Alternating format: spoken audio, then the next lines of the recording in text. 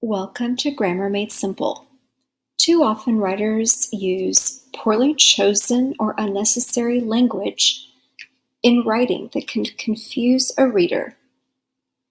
The best writing requires confidence.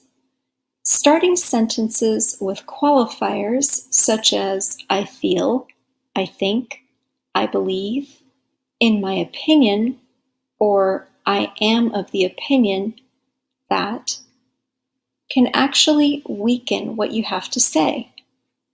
So let's take a look at some of these qualifiers and adjust.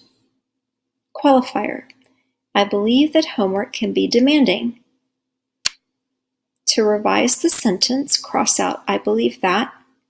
No qualifier. Homework can be demanding, and that is a much stronger sentence.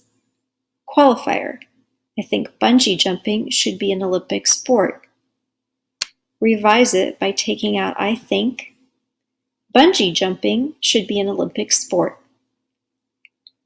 There are other words that one must be careful not to overuse, such as very, pretty, quite, rather, clearly, obviously, certainly, always, of course, indeed, and inevitably.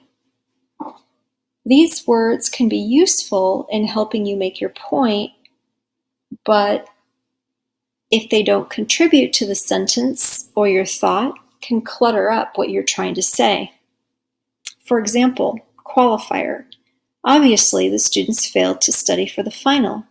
The word obviously does not help or complement the rest of the sentence. So cross it out to revise, and you have the students failed to study for the final. Thank you.